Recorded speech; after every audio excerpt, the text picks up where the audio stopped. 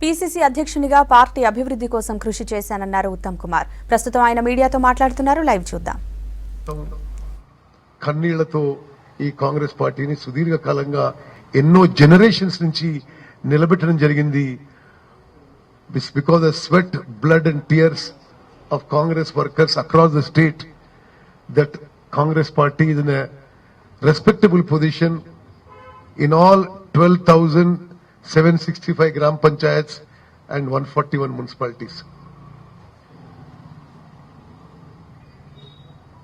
నేను ఈ బాధ్యతలు అప్పగించి సరే ఈ సందర్భంగా అంటే రేపు చేస్తున్నా కానీ ఈ రోజే మాట్లాడదాం అనుకున్నాను. సందర్భంగా నేను మనస్ఫూర్తిగా కాంగ్రెస్ కార్యకర్తలకి సల్యూట్ చేస్తున్నాను. కొన్ని జనరేషన్స్ తరబడి ఎన్నో త్యాగాలు చేసి ఆస్తులు, ప్రాణాలు అన్ని విధాలుగా వారి త్యాగాలతో కాంగ్రెస్ పార్టీ తెలంగాణలో ఒక స్థాయిలో నిలబడ్డ విషయం ఇది వాస్తవం. I salute all the Congress workers who have made huge sacrifices for the Congress party. గతంలో తెలుగుదేశం ప్రభుత్వంలో గాని ప్రస్తుత టీఆర్ఎస్ ప్రభుత్వంలో గాని కాంగ్రెస్ పార్టీ నాయకులకి కార్యకర్తలకి ఎంత ఇబ్బంది జరిగినా, ఎంత ఆస్తి ప్రాణ నష్టం జరిగినా, ఎంత హరాస్మెంట్ జరిగినా, ఎంత గవర్నమెంట్ అండ్ పోలీస్ హరాస్మెంట్ జరిగినా మరి కాంగ్రెస్ పార్టీని గ్రామ గ్రామాన మరి ప్రతి పట్టణంలో నిలబెట్టిన కాంగ్రెస్ కార్యకర్తలకి నేను సల్యూట్ చేస్తున్నాను. ఎప్పటిలాగే నేను పిసిసి ప్రెసిడెంట్ పదవి నుంచి దిగిపోతున్నచ్చు కానీ తెలంగాణ రాష్ట్రంలో ప్రతి కార్యకర్తకి బహుశా నా ఫోన్ నెంబర్ లేని కార్యకర్త ఉండకపోవచ్చు. నేను పర్సనల్ గా ఫోన్ మీద కూడా 24 గంటలు అందుబాటులో ఉంటాను. ఎవరికి ఏ ఇబ్బంది వచ్చినా మీ ఉత్తమన్న ఎల్లప్పుడూ మీ ఎంబడే ఉంటాడని చెప్పి కూడా మరోసారి నేను భరోసా ఇస్తున్నాను. రేపు నేను 1:30కి ఛార్జ్ హ్యాండ్ ఓవర్ చేసి ఒక 10 రోజుల పాటు నేను జిందాల్ నేచర్ క్యూర్ సెంటర్ బెంగళూరులో కొంత పోస్ట్ కోవిడ్ కాంప్లికేషన్స్ ఉన్నాయి కాబట్టి కోలుకోవడానికి జిందాల్ నేచర్ క్యూర్ సెంటర్ లో రేపు సాయంత్రమే ప్రయాణం అవడం జరుగుతుంది. అక్కడి నుంచి నేరుగా పార్లమెంట్ పోతాను. పార్లమెంటు 19th జూలై 19 జూలై నుంచి మరి నెల రోజుల పాటు మాన్సూన్ సెషన్ ఆఫ్ పార్లమెంట్ ఉంటుంది. ఒక ఎంపీగా కాంగ్రెస్ పార్టీ పక్షాన నేను పార్లమెంట్ లో ప్రస్తావించే అంశాలను కూడా నేను ఆల్రెడీ నోటీసులు పంపించడం జరిగింది పార్లమెంట్ లో రెలవెంట్ సెక్షన్ కి. ఆ అంశాలు కూడా మీ ముందు ఈరోజు నేను వస్తున్నాను. నేను మళ్ళీ మీతో మాట్లాడే అవకాశం ఉండకపోవచ్చు. ఒకటి, తెలంగాణ రాష్ట్రం ఏర్పడ్డది నేను ఇది పార్లమెంట్ లో కూడా చెప్పబోతున్నాను. ఎంతో కష్ట నష్టాలకు వచ్చి తెలంగాణ రాష్ట్రంలో నీటి వాటా రక్షించడానికి తెలంగాణ రాష్ట్రం ఏర్పరిచారు. దురదృష్టకరం ఏంటంటే ఉమ్మడి ఆంధ్రప్రదేశ్ కంటే తెలంగాణ ఏర్పడ్డ తర్వాత తెలంగాణ నీటి వాటాలో ఎక్కువ అన్యాయం జరుగుతుంది. ఇది ఎంత దురదృష్టకరమైన విషయం అనేది మరి దీనికి ఇక్కడున్న కేసీఆర్ ప్రభుత్వం, అక్కడున్న బీజేపీ ప్రభుత్వం డైరెక్ట్ గా వాళ్ళ రెస్పాన్సిబిలిటీ అని చెప్పి కూడా నేను మనవి చేస్తున్నాను. ఈ విషయం పార్లమెంట్ లో కూడా ప్రస్తావించబోతున్నాను. కొన్ని అంకెలు మీకు నేను చాలా క్లుప్తంగా మాట్లాడదలుచుకున్నాను. I keep it very short the whole press meet. ఒకటి, గ్రావిటీ ద్వారా వచ్చే కృష్ణా నది జలాలు అంటే ఈ రోజు వరకు కూడా వస్తున్న నీళ్లు అంటే ఈ అంశాలు మీకు గతంలో నేను చెప్పి ఉన్నాను కానీ ఈ అంశాలు పార్లమెంట్ లో ప్రస్తావిస్తున్నాను. నేషనల్ లెవెల్లో కూడా తెలంగాణ రైతుల పక్షాన, ప్రజల పక్షాన మరి పోరాటం చేస్తున్న విషయం మీకు మనవి చేస్తూ, పోతిరెడ్డిపాడు ఎక్స్పాన్షన్ 40,000 క్యూసెక్ల నుంచి 88,000 క్యూసెక్ కి అఫీషియల్ గా పని మొదలు పెట్టిండ్రు. అంటే 4 టీఎంసీలు ఇప్పుడు పోతున్నది. 8 టీఎంసీలు పోతిరెడ్డిపాడు ఎక్స్పాన్షన్ పని మొదలుపెట్టిన తర్వాత కల్వకుంట్ల చంద్రశేఖరరావు గారికి ముఖ్యమంత్రి కుర్చీలో కూర్చునే అర్హత ఉందా అని చెప్పి తెలంగాణ రైతులు ప్రజలు కూడా అడుగుతున్నారని చెప్పి నేను మనవి చేస్తున్నాను. Telangana was form to protect river water share.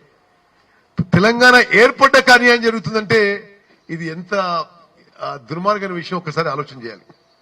అదేవిధంగా పోతిరెడ్డిపాడు ఎక్స్పాన్షన్ లో 4 టీఎంసీ నుంచి 8 టీఎంసీ పెంచుతున్నారు. సంగమేశ్వర్ లిఫ్ట్ కొత్తగా లిఫ్ట్ కట్టి రోజుకి 3 టీఎంసీ కొత్త లిఫ్టిగేషన్ స్కీమ్ పని మొదలు పెట్టిండ్రు. అంటే ఇప్పుడు గ్రావిటీ ద్వారా ఉచితంగా తెలంగాణకి రూపాయి ఖర్చు లేకుండా వస్తున్న 11 టీఎంసీ నీళ్లు ఆంధ్రాకి తరలించడానికి పోతుంటే మరి కల్వకుంట్ల చంద్రశేఖరరావు ఇంత పెద్ద పెద్ద మాటలు మాట్లాడాయన వారి వైఫల్యం కాదా అని చెప్పి నేను ఈరోజు ప్రశ్నిస్తున్నా. ఈ విషయాన్ని నిజంగా కూడా ఒక రాష్ట్రం నుంచి ఇంకో రాష్ట్రానికి గ్రావిటీ ద్వారా వచ్చే 11 టీఎంసీ నీళ్లు ఈ దేశ చరిత్రలోనే అరుదైన సంఘటన. తీవ్రమైన అన్యాయం. ఇది ఒక దుర్మార్గమైన చర్య. మరి ఇదేమో ఇప్పుడు గ్రావిటీ ద్వారా మనకు ఫ్రీ వస్తున్నాయి 11 TMC of 11 TMC of water ఫ్రీగా వస్తున్నాయి, గ్రావిటీ ద్వారా వస్తున్నాయి. మనం కరెంటు లేదు, దానికి ఏం ఫ్రీగా నేల మీద వచ్చేస్తున్నాయి. ఆ నీళ్ళేమో పోగొట్టుకుంటున్నాము. ఈ అంకెలు మీరు కూడా కొంత నోట్ చేసుకో. ఎంత సీరియస్ గా ఇది జరుగుతుందంటే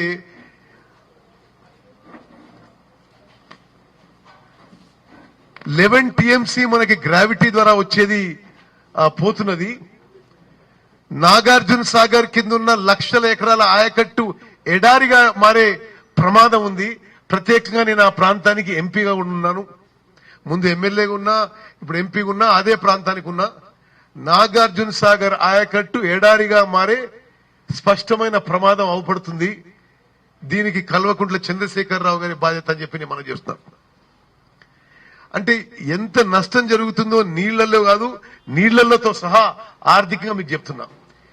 ఇప్పుడు 11 టీఎంసీ ఆఫ్ వాటర్ మనకి ఫ్రీగా గ్రావిటీగా వచ్చే నీళ్లు ఆంధ్రప్రదేశ్ డైవర్ట్ చేసుకుని తీసుకెళ్తుంటే మనం కాళేశ్వరం ప్రాజెక్ట్ కి 11 టీఎంసీలు ఉచితంగా వచ్చి పోతున్నాయి. 3 టీఎంసీల కోసం ఈ రోజు 1,18,000 కోట్లు ఖర్చు పెడుతున్నాం. ఆలోచన చేయండి. ఈ 3 టీఎంసీలు రావడానికి క్యాపిటల్ కాస్ట్ 1,18,000 కోట్లు, ఏటా 10,000 కోట్లు. ఇది మొత్తం 3 టీఎంసీ ప్రవహించేనాడు. అంటే మనకి ఫ్రీగా వచ్చే 11 టీఎంసీ మరి ఆపే సమర్థత లేదు. మన కకృతి కోసమో కమిషన్ల కోసమో 3 టీఎంసీల కోసం 1,18,000 కోట్లు మరి ఒకసారి క్యాపిటల్ కాస్ట్. అదేవిధంగా ప్రతి ఏటా మెయింటెనెన్స్ అండ్ ఎలక్ట్రిసిటీ కాస్ట్ 10,000 కోట్లు. తప్పనిసరిగా ఈ విషయాన్ని మరి పార్లమెంట్ లో ప్రస్తావించి తెలంగాణ రైతాంగం పక్షంగా మరి ఢిల్లీలో పెద్ద ఎత్తున ఈ ఇష్యూ టేకప్ చేస్తాను మనం చేస్తాను. ఇటువంటి ఇరిగేషన్ ప్రాజెక్ట్స్ కి, మిషన్ భగీరథకి excessive borrowings of Telangana government కూడా పార్లమెంట్ లో ప్రస్తావిస్తాము. దేశంలోనే ఎక్కువ బారోయింగ్స్ చేస్తున్న రాష్ట్రం తెలంగాణ రాష్ట్రం. ఇప్పుడు అంటే పాపులేషన్ కి కంపేర్ చేసుకుంటే మనం per person debt growth in this 7.5 years is highest in the country. ఇది మీరు అర్థం చేసుకోవాలి. ఎందుకంటే టోటల్ డెట్ కొన్ని రాష్ట్రాలు, మా రాష్ట్రాలు ఎక్కువ ఉండొచ్చు, కానీ వాళ్ళ పాపులేషన్ మనకి 2 3 ఉంటుంది. కానీ పర్ పర్సన్ బారోయింగ్ ఈ 7.5 ఏళ్లలో భారతదేశంలో హైయెస్ట్ బారోయింగ్ తెలంగాణ రాష్ట్రం. మరి ఈ ఎక్సెసివ్ బారోయింగ్స్ విషయము, అది కూడా కమర్షియల్ బారోయింగ్స్ కి రిసార్ట్ అయి very high interest short term loans తీసుకొని మరి ఈ రాష్ట్రంలో ముందు చాలా ఒక ఆర్థికంగా దుర్భర పరిస్థితి తీసుకొస్తున్న విషయం కూడా నేను మీ విలేకరు మిత్రులకు చెప్పాలి. 15th కమిషన్ ఎన్కే సింగ్ గారి ఆధ్వర్యంలో ఒక కమిషన్ ఏర్పడింది, 15th ఫైనాన్స్ కమిషన్. నేను పార్లమెంట్ కమిటీ మీటింగ్ లో అటెండ్ అయినా. వాళ్ళకు ఒక విషయం కూడా చెప్పిన ఆ రోజు, నేరుగా ప్రభుత్వం బోరోయింగే కాదు, వీళ్ళు కార్పొరేషన్స్ పెట్టి, కాళేశ్వరం ఒక కార్పొరేషను, పాలమూరు రంగారెడ్డి ఒక కార్పొరేషను, భగీరథ ఒక కార్పొరేషను, ఆ కార్పొరేషన్స్ కూడా బోరో చేస్తుండ్రు. ఇది మరి ఇటువంటి బోరోయింగ్స్ మీరు, is it legal to borrow like this? కేంద్ర ప్రభుత్వం కూడా ఈ విషయం చాలా సీరియస్ గా తీసుకుంది. పార్లమెంట్ కమిటీ డిస్కషన్ అనే విషయం మీకు మనవి చేస్తున్నాం. అదే విధంగా ఈ ఇరిగేషన్ ప్రాజెక్ట్స్ లో చాలా వృధా ఖర్చు, ఎక్సెస్ ఎస్టిమేట్స్ కాస్ట్, 8% కమిషన్ ఈ ప్రభుత్వంలో పెద్ద మనుషులకి అందుతుందనే విషయం కూడా నేను నేరుగా ఆన్ రికార్డ్ అలిగేషన్ చేస్తున్నా. ఇది పార్లమెంట్ లో కూడా ప్రస్తావించబోతున్నా. అదే విధంగా తెలంగాణ రాష్ట్రానికి సంబంధించిన మరో ముఖ్యమైన అంశం కూడా పార్లమెంట్ లో చర్చకి నేను నోటీస్ ఇవ్వడం జరిగింది. అంటే తెలంగాణలోనే కాదు, భారతదేశంలో కూడా నిరుద్యోగ సమస్య స్వాతంత్రం తర్వాత ఈ రికార్డు స్థాయిలో ఇప్పుడే హైయెస్ట్ అన్ఎంప్లాయ్మెంట్ పర్సెంటేజ్ మరి ఈ సంవత్సరం అని చెప్పి కూడా మనం చేస్తున్నారు. సరే, భారతదేశం విషయం ప్రస్తావిస్తూ నిరుద్యోగ సమస్య పరిష్కారం చేస్తాము అనే ఏకైక నినాదంలో తెలంగాణ ఏర్పడి మీరు కూడా కొంత స్టడీ చేసి పబ్లిక్ సర్వీస్ కమిషన్ ద్వారా కూడా మీరు ఫిగర్ తెచ్చుకుంటే తెలంగాణ రాష్ట్రం ఏర్పడ్డ నాటి నుంచి ఈ రోజు వరకు కూడా నిరుద్యోగ సమస్య రెట్టింపైంది.